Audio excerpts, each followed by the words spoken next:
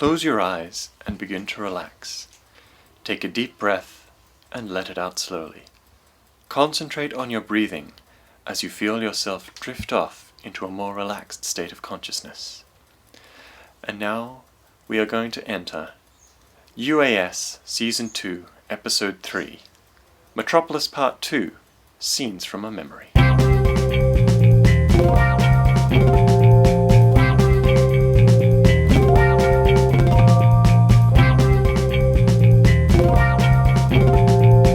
Scenes from a Memory is the fifth album by the American prog rock, prog metal band Dream Theater. It was released in 1999, and it continues a storyline that they began with the song Metropolis Pt.1, The Miracle and the Sleeper, which was on their previous album, Images and Words, from 1992. The original song sort of touched on the story of a love triangle, a tragic love triangle, and this entire album is a concept album further exploring that. It begins with a man going through regression therapy and learning that in a previous life, in a previous incarnation, he was a woman named Victoria who was in love with one man, but that man's brother was also in love with her, and there ended up being a lot of different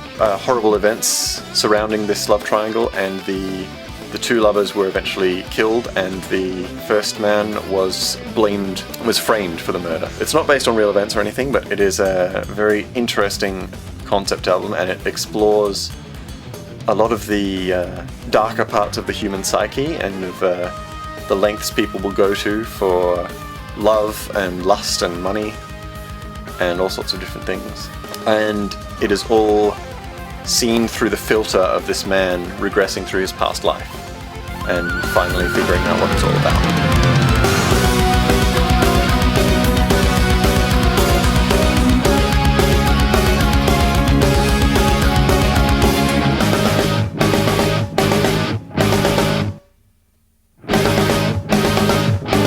A lot more than I thought I would. Hell yeah. Yeah, it was great. Good. I'm glad. Yeah. Can I borrow it? Yeah, you can when we get back. This is a good album. I'm going to put it up there with when Nicole introduced me to Rammstein. I'll try and dig up the CD. Cool. Have you got my copy of Enchanted Lands, by the way? Did you take that? Not on me, actually. I borrowed it. Yeah, okay, good. It actually works really well in terms of how they structured everything, and it fit into the story quite well. Yeah, like when I hear prog rock, I think of slightly tedious, very long tracks. That is prog rock to a T. But this, I really liked. For a long time after I first heard this, it was The Spirit Carries On. I really like it as a point of, I guess it's that point of hope towards the end of the album where everything's getting very bleak. Dance of Eternity, with Home a very close second. I really, really love the instrumental in Dance of Eternity as well. Especially the way that Jordan Rudess, the keyboard player, really just kind of comes into his own in that instrumental is fantastic. I mean, I love his little honky-tonk bit towards the end and everything. One last time, because I felt that was the most vocally and lyrically strong song. If I had to pick one, I'd probably go for the instrumental at the start. Partly just because... it's called Overture 1928. Overture 1928, okay, I'll go with Overture 1928. The song is about how he's not afraid of death anymore because he knows that, or he believes that there's something else after death. And I have a similar belief, so I really connected with the relief that he felt. It's not often you get to hear pretty sounding metal. And, just the Overture absolutely nails it. Probably have to be Home. I'm a sucker for a 10-minute plus song. So both Home and Beyond This Life were quite high up there, also because they had kick-ass drum beats in them. Metal with violence. Again, yeah, metal with violence. Yeah, it tends to. But Dream Theater in particular, when they do metal with violins, it's just absolutely gorgeous. That one's hard for me. Because I love this album. I'm a big Dream Theater fan, and this is my favourite Dream Theater album. Finally Free, mainly because the way that they layer the track, it's almost and the album in general, is almost in two sections, that the tone of the music is very, very different to the lyrics and what they're describing. Like maybe One Last Time, because it sort of just sits in between Dance of Eternity and Spirit Carries On, which are two really strong ones. The Overture 1928 was an instrumental, and for me when that came on, as someone who hasn't listened to Dream Theater before, not much of the genre before. Yeah, I'm honestly having a lot of trouble picking a weakest, like partly for the same reason. Thinking, oh dear, here we go, a 10-minute, instrumental, which I don't want to listen to. And I felt that perhaps having that same idea or music somewhere towards the end of the album or the middle would have just been more effective for that reason. Yeah, it's like there was no low point for me. It was just like there were parts when I sort of stopped paying attention a little bit because of like we were packing up here or like I checked my phone once or twice, but that wasn't because of the music. That's just my attention span. I think it was Through Her Eyes. I can't remember which. I liked all the tracks a fair bit, but at one point it just got into a little bit of a lull where the music was a bit too soft and the lyrics were just going on. Yeah. Yes. That's a real thing with, a lot of Dream Theater and kind of prog rock in general, and I'd say definitely this album, they do this even more so with their next album, 6 Degrees of Inner Turbulence, where they basically try to make the entire album one song.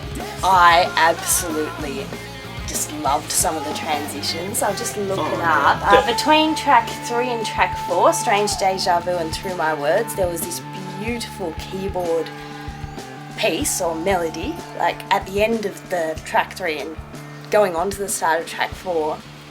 I just found that beautiful because I feel like keyboards are really underrated, especially in a rock band. I'm both literally and figuratively on the same boat.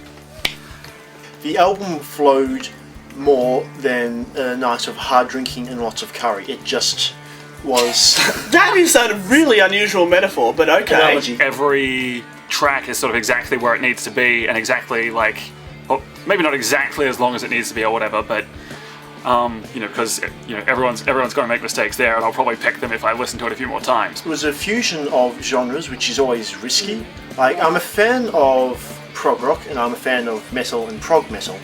Now, for example, the band A Perfect Circle, I should like them because it's a combination of Nine Inch Nails and Tool, but I don't. And I should like Porcupine Tree because they're also kind of prog rock and prog metal, but I don't really. But Dream Theater seem to have just struck that balance a bit better. Like, you can quite clearly hear they take influences from Tool, and King Crimson, and Pink Floyd, and Yes, and maybe even a bit of Emerson, Lake and Palmer.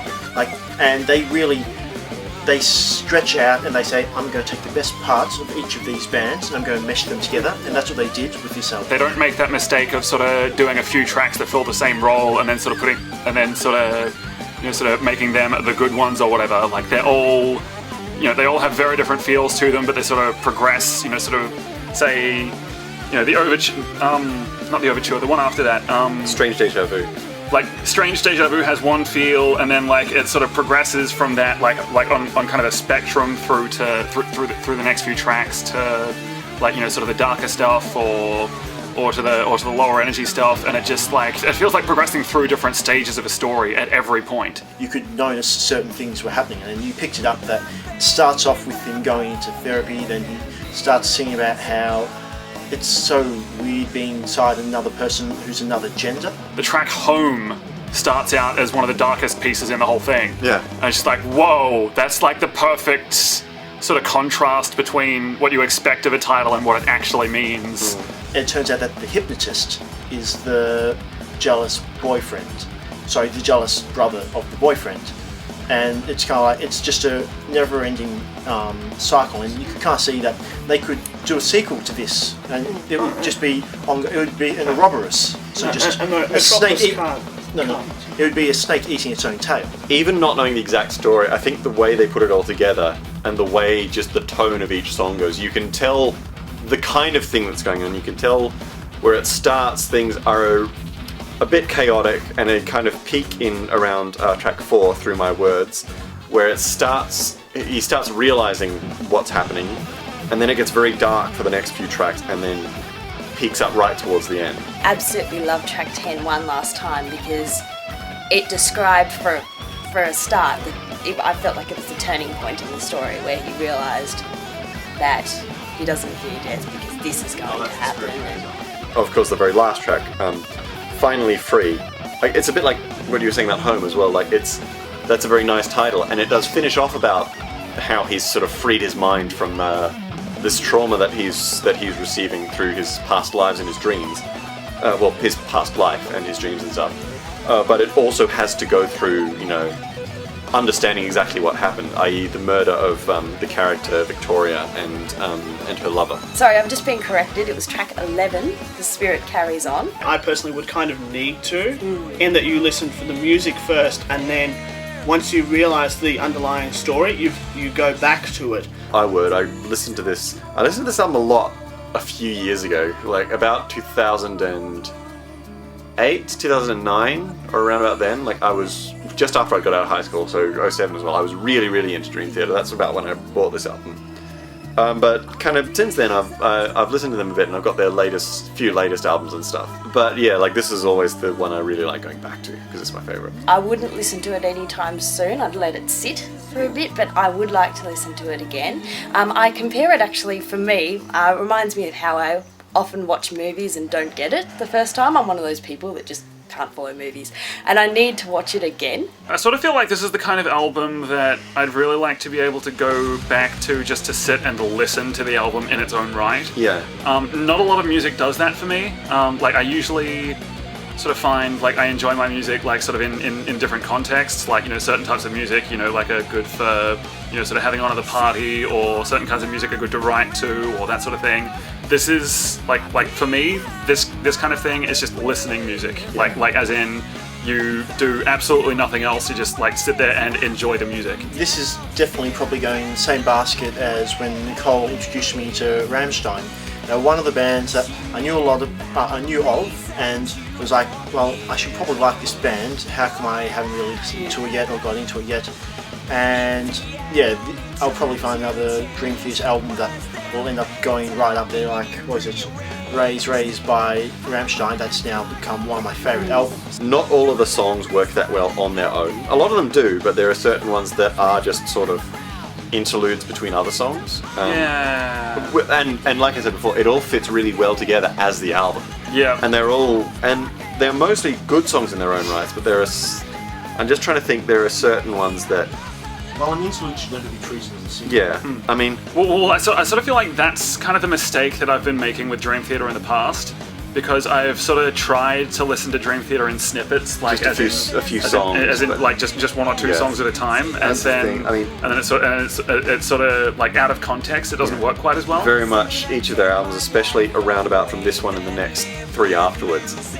Each album was very much kind of a self-contained, not even very much a concept album, but very much a self-contained idea. Dream Theater was one of the bands I knew of. I knew that they were good from what other people heard, but I never listened to them for probably the reason that I'm not too keen on the prog rock genre. But I'm so glad I have now. So the time when I actually first listened to this album, so I just bought it, and I think I started listening to it, and I just, like, took my dog for a walk or something, and I got back and the album was still going. I'm like, oh, this is really good. I'll just, like, go up and, like, have a lie down and listen to the rest of it, just kind of listen to the music. And I sort of, when it got to the last track, which is Finally Free, I was kind of sort of half asleep but still listening to it, and it gets to the point where the hypnotherapist just says, "Open your eyes, Nicholas." And I just went, "Fuck! What? Help!" And it took me a moment, because I had read the stuff in the record jacket that actually tells a little bit about the story, and it has the name of the person that is meant to be saying the line, which is the lyrics. So I saw that there was a character within the story of it named Nicholas. I was like, oh, that's cool. And then, like, that just happened to me, and I just kind of... There was a short moment when I was really terrified, and I thought that somehow I'd fallen into the album, or I don't know what was going on.